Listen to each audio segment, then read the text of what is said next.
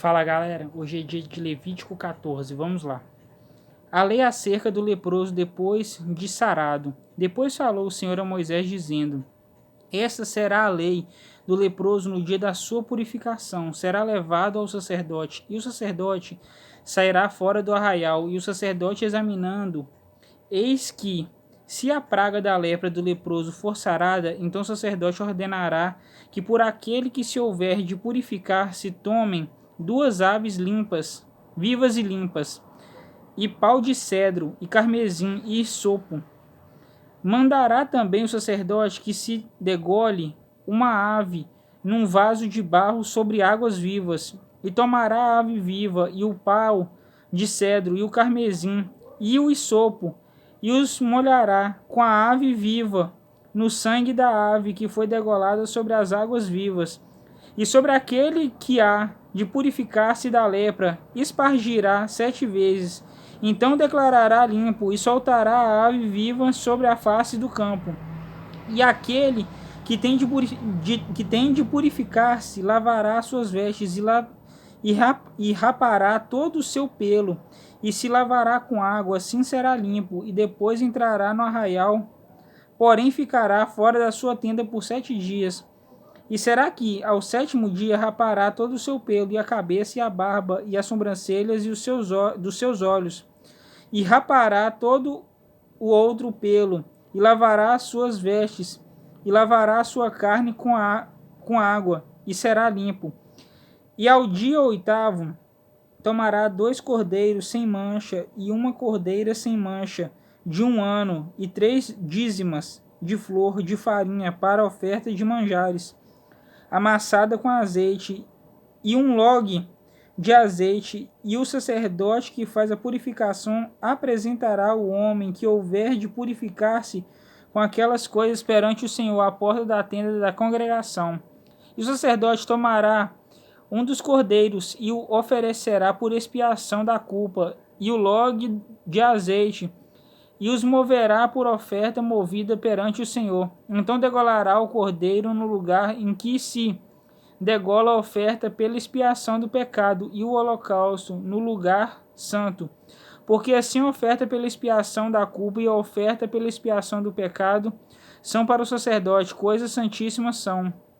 E o sacerdote tomará do sangue da oferta pela expiação da culpa, e o sacerdote o porá sobre a ponta da orelha direita daquele que tem de purificar-se, e sobre o dedo polegar da sua mão direita, e no dedo polegar do seu pé direito. Também o sacerdote tomará do log de azeite e o derramará na palma da sua própria mão esquerda. Então o sacerdote molhará o seu dedo direito no azeite que está na sua mão esquerda, e daquele azeite com o seu dedo espargirá 7 vezes perante o Senhor, e o restante do azeite que está na sua mão o sacerdote porá sobre a ponta da orelha direita daquele que tem de purificar-se, e sobre o dedo polegar da sua mão direita, e sobre o dedo do polegar do seu pé direito, em cima do sangue da oferta pela expiação da culpa.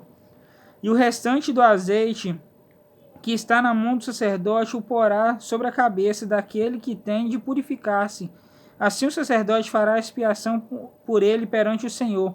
Também o sacerdote fará a oferta pela expiação do pecado, e fará a expiação por aquele que tem de purificar-se da sua imundícia, e depois degolará o holocausto, e o sacerdote oferecerá o holocausto e a oferta de manjares sobre o altar.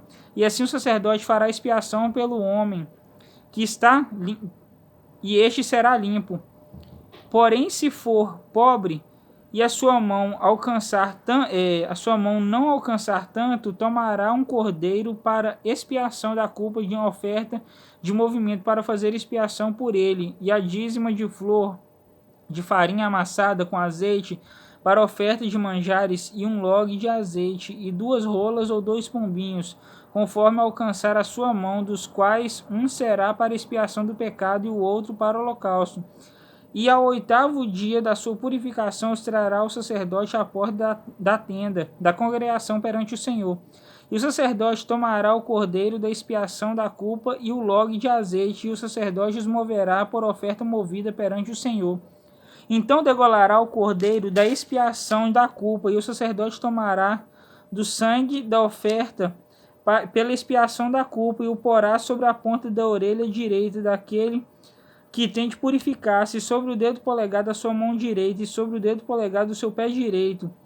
Também o sacerdote derramará do azeite na palma da sua própria mão esquerda. Depois o sacerdote com seu dedo direito espargirá do azeite que está na sua mão esquerda 7 vezes perante o Senhor, e o sacerdote porá do azeite que está na sua mão na ponta da orelha direita daquele que tem de purificar-se, e no dedo polegar da sua mão direita, e no dedo polegar do seu pé direito, no lugar do sangue da oferta pela expiação da culpa.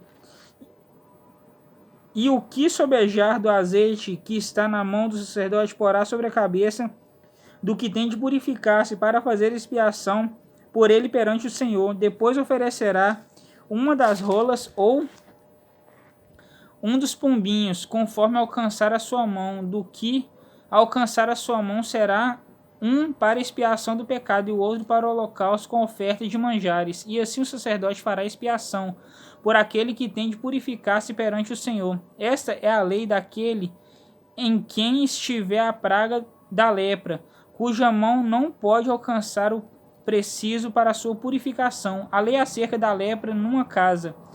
Falou mais o Senhor a Moisés e Arão, dizendo: quando tiverdes entrado na terra de Canaã, que vos hei de dar por possessão, e eu enviar a praga da lepra a alguma casa da terra da vossa possessão, então virá aquele que tem de quem for a casa e o fará saber ao sacerdote, dizendo: parece-me que há como que praga em minha casa, e o sacerdote ordenará que despejem a casa, antes que venha o sacerdote para examinar a praga, para que tudo o que está na casa não seja contaminado, e depois virá o sacerdote para examinar a casa.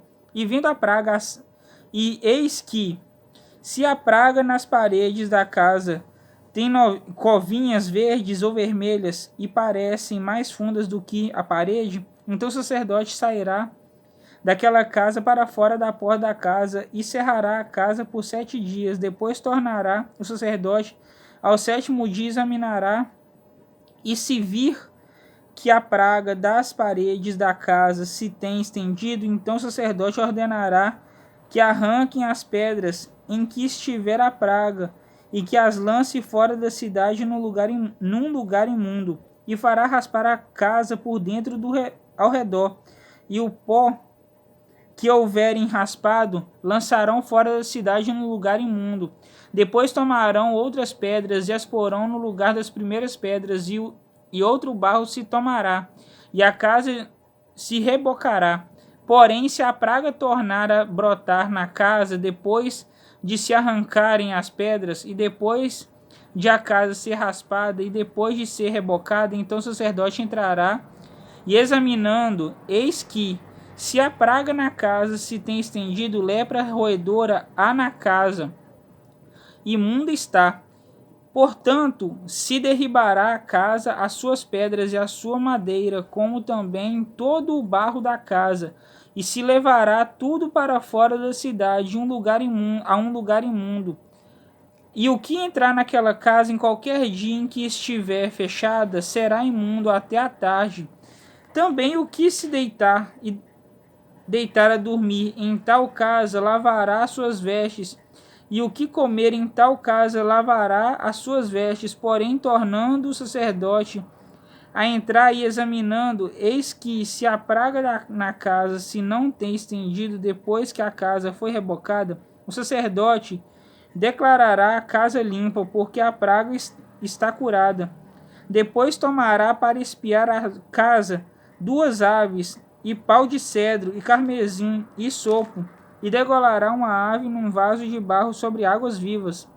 Então tomará pau de cedro, e o sopo, e o carmesim, e a ave viva, e os molhará na ave degolada, e nas águas vivas, e espargirá a casa 7 vezes.